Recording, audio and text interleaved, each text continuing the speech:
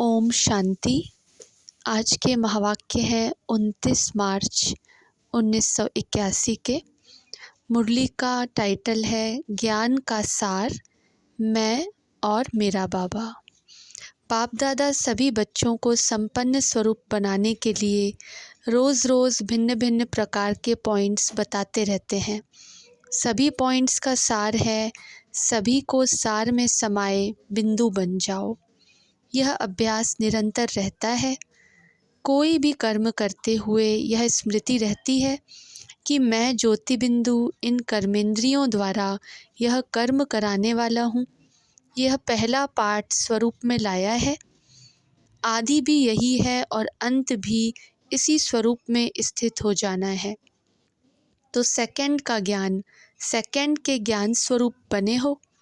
विस्तार को समाने के लिए एक सेकंड का अभ्यास है।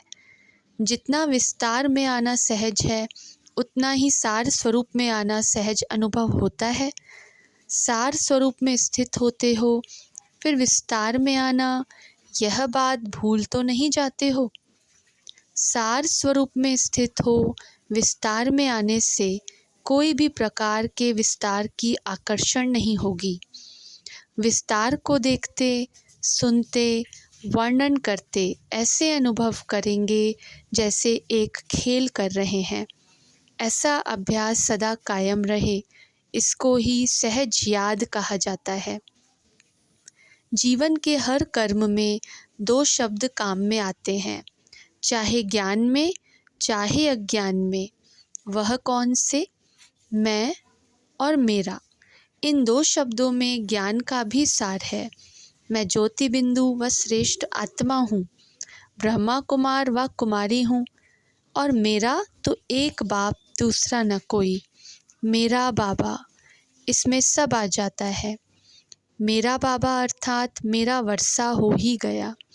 तो यह मैं और मेरा दो शब्द तो पक्का है ना। मेरा बाबा कहने से अनेक प्रकार का मेरा समा जाता है।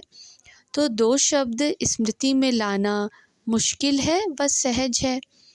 पहले भी यह दो शब्द बोलते थे, अभी भी यही दो शब्द बोलते, लेकिन अंतर कितना है। मैं और मेरा, यही पहला पाठ भूल सकता है क्या? यह तो छोटा सा बच्चा भी याद कर सकता है। आप नॉलेजफुल हो ना, तो नॉलेजफुल दो शब्द याद न कर सकें, यह हो सकता है क्या? इसी दो शब्दों से मायाजीत, निर्विघ्न, मास्टर, सर्वशक्तिवान बन सकते हो।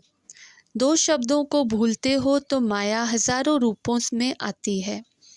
आज एक रूप में आएगी, कल दूसरे रूप में, क्योंकि माया का मेरा मेरा बहुत लंबा चौड़ा है और मेरा बाप तो एक ही है। एक के आगे माया के 1000 रूप भी समाप्त हो जाते हैं। ऐसे मायाजीत बन गए हो। माया को तलाक देने में टाइम क्यों लगाते हो? सेकंड का सौदा है, उसमें वर्ष क्यों लगाते हो? छोड़ो तो छूटो। सिर्फ मेरा बाबा, फिर उसमें ही मगन रहेंगे। बाप को बार बार यही पाठ पढ़ाना पड़ता है।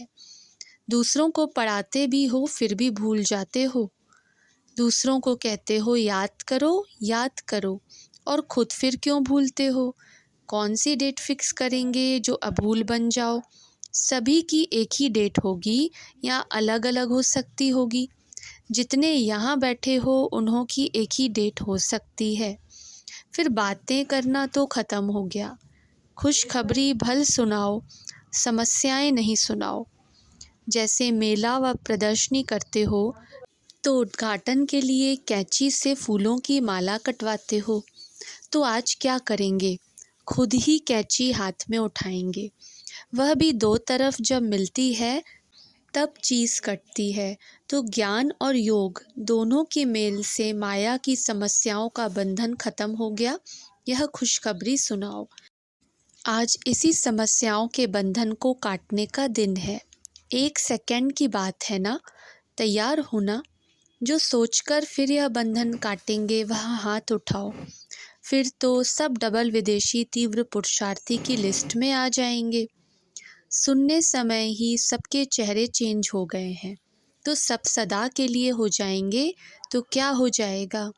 सभी चलते फिरते अव्यक्त वतन के फरिश्ते नजर आएंगे।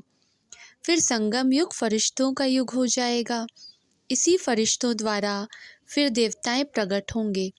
फरिश्तों का देवताएं भी इंतज़ार कर रहे हैं। वह भी देख रहे हैं कि हमारे आने के लिए योग्य स्टेज तैयार है। फरिश्ता और देवता दोनों का लास्ट घड़ी मेल होगा। देवताएं आप सब फरिश्तों के लिए वरमाला लेकर के इंतज़ार कर रहे हैं। फरिश्तों को वरने लिए आपका ही देव पद इंतज़ार कर रहा है। देवताओं की प्रवेशता संपन्न शरीर में होगी ना। वह इंतज़ार कर रहे हैं कि यह 16 कला संपन्न बने और वरमाला पहने। कितनी कला तैयार हुई है।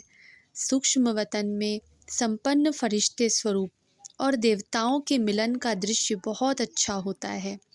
फरिश्तों के बजाय जब पुरुषार्थी स्वरूप होता तो देवताएं भी दूर से देखते रहते।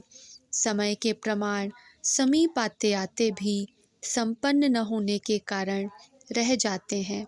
यह वरमाला पहनाने की डेट भी फिक्स करनी पड़ेगी। यह फिर कौन सी डेट होगी? डेट फिक्स होने से जैसा लक्ष्य वैसे लक्षण आ जाते हैं। वह डेट तो आज हो गई तो यह भी नज़दीक हो जाएगी ना, क्योंकि निर्विघ्न भव की स्टेज कुछ समय लगातार चाहिए, तब बहुत काल निर्विघ्न राज्य कर सकेंगे। अभी समस्याओं के और समाधान के भी नॉलेजफुल हो गए हो। जो बात किससे पूछते हो उससे पहले नॉलेज के आधार से समझते भी हो कि यह ऐसा होना चाहिए। दूसरे से मेहनत लेने के बजाय, समय गंवाने के बजाय क्यों ना उसी नॉलेज की लाइट और माइट के आधार पर सेकंड में समाप्त करके आगे बढ़ते हो। सिर्फ क्या है कि माया दूर से ऐसी परछाई डालती है जो निर्बल बना देती है। आप उसी घड़ी कनेक्शन को ठीक करो। कनेक्शन ठीक करने से मास्टर सर्वशक्तिवान स्वतः हो जाएंगे। माया कनेक्शन को ही ढीला करती है, उसकी सिर्फ संभाल करो। यह समझ लो कि कनेक्शन कहाँ लूज़ हुआ है, तब निर्बलता आई है। क्यों हुआ, क्या हुआ, यह नहीं सोचो। क्यों क्या के बजाय कनेक्शन को ही ठीक कर दो तो ख़त्म। सहयोग के लिए समय भर लो। योग का वायुमंडल वाइब्रेशन बनाने के लिए सहयोग भर लो। बाकी और व्यर्थ बातें करना व विस्तार में जाना, इसके लिए कोई का साथ ना लो। वह हो जाएगा शुभ चिंतन और वह हो जाएगा परचिंतन। सब समस्याओं का मूल कारण कनेक्शन लूज होना है ही यह एक बात। मेरा पार्ट ड्रामा में नहीं है, मेरे को सहयोग नहीं मिला, मेरे को स्थान नहीं मिला, यह सब फालतू बातें हैं। सब मिल जाएगा। सिर्फ कनेक्शन को ठीक करो तो सर्व शक्तियाँ आपके आगे घूमेंगी। कहाँ जाने की फुर्सत ही नहीं होगी। बाप दादा के सामने जाकर बैठ जाओ तो कनेक्शन जोड़ने के लिए बाप दादा आपके सहयोगी बन जाएंगे। अगर 1-2 सेकंड अनुभव न भी हो तो कंफ्यूज न हो जाओ। थोड़ा सा जो टूटा हुआ कनेक्शन है उसको जोड़ने में 1 सेकंड व मिनट लग भी जाता है, तो हिम्मत नहीं हारो। निश्चय के फाउंडेशन को हिलाओ नहीं, और ही निश्चय को परिपक्व करो। बाबा मेरा और मैं बाबा का। इसी आधार से निश्चय की फाउंडेशन को और ही पक्का करो। बाप को भी अपने निश्चय के बंधन में बांध सकते हो। बाप भी जा नहीं सकते। इतनी अथॉरिटी इस समय बच्चों को मिली हुई है। अथॉरिटी को, नॉलेज को यूज़ करो। परिवार के सहयोग को यूज़ करो। कंप्लेंट लेकर नहीं आओ। सहयोग की भी मांग नहीं करो। प्रोग्राम सेट करो। कमज़ोर होकर नहीं जाओ। क्या करूं, कैसे करूं, घबरा के नहीं जाओ, लेकिन संबंध के आधार से, सहयोग के आधार से जाओ।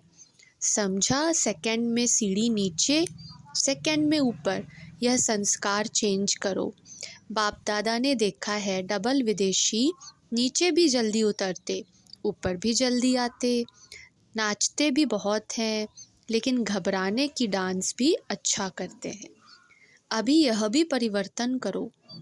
मास्टर नॉलेजफुल हो, फिर यह डांस क्यों करते हो? सच्चाई और सफाई की लिफ्ट के कारण आगे भी बहुत बढ़ रहे हैं। यह विशेषता नंबर 1 है। इस विशेषता को देख बाप दादा खुश होते हैं। अब सिर्फ घबराने की डांस को छोड़ो तो बहुत फास्ट जाएंगे, नंबर बहुत आगे ले लेंगे। यह बात तो सबको पक्की है कि last so fast, fast so first. खुशी की डांस भल करो। बाप का हाथ छोड़ते हो तो बाप को भी अच्छा नहीं लगता कि यह कहाँ जा रहे हैं। बाप के हाथ में हाथ हो फिर तो घबराने की डांस हो नहीं सकती। माया का हाथ पकड़ते हो तब वह डांस होती है। बाप का इतना प्रेम है आप लोगों से जो दूसरे के साथ जाना देख भी नहीं सकते। बाप जानते हैं कि कितना भटक कर परेशान हो, फिर बाप के पास पहुँचे हैं तो कंफ्यूज करने कैसे देंगे। साकार रूप में भी देखा, स्कूल में भी बच्चे कहाँ जाते थे तो बच्चों को कहते थे, आओ बच्चे, आओ बच्चे। जब माया अपना रूप दिखाए तो यह शब्द याद करना। अमृत वेले की याद पावरफुल बनाने के लिए पहले अपने स्वरूप को पावरफुल बनाओ। चाहे बिंदु रूप में बैठो, चाहे फरिश्ता स्वरूप हो बैठो। कारण क्या होता है, स्वयं अपना रूप चेंज नहीं करते, सिर्फ बाप को उस स्वरूप में देखते हो। बाप को बिंदु रूप में या फरिश्ते रूप में देखने की कोशिश करते, लेकिन जब तक खुद नहीं बने हैं तब तक मिलन मना नहीं सकते। सिर्फ बाप को उस रूप में देखने की कोशिश करना, यह तो भक्ति मार्ग समान हो जाता। जैसे वह देवताओं को उस रूप में देखते और खुद वैसे के वैसे होते। उसी समय वायुमंडल खुशी का होता, थोड़े समय का प्रभाव पड़ता, लेकिन वह अनुभूति नहीं होती। इसलिए पहले स्वरूप को चेंज करने का अभ्यास करो, फिर बहुत पावरफुल स्टेज का अनुभव होगा। मुरली का सार है, पहला पॉइंट, सार स्वरूप में स्थित हो। विस्तार में आने से कोई भी प्रकार के विस्तार की आकर्षण नहीं होगी। दूसरा पॉइंट, मैं और मेरा, इन दो शब्दों की स्मृति से मायाजीत, निर्विघ्न, मास्टर सर्वशक्तिवान बन सकते हो। तीसरा पॉइंट, माया कनेक्शन लूज करती है, कंफ्यूज करती है। क्यों क्या को ख़त्म कर कनेक्शन ठीक करो तो सब ठीक हो जाएगा। ओम शांति।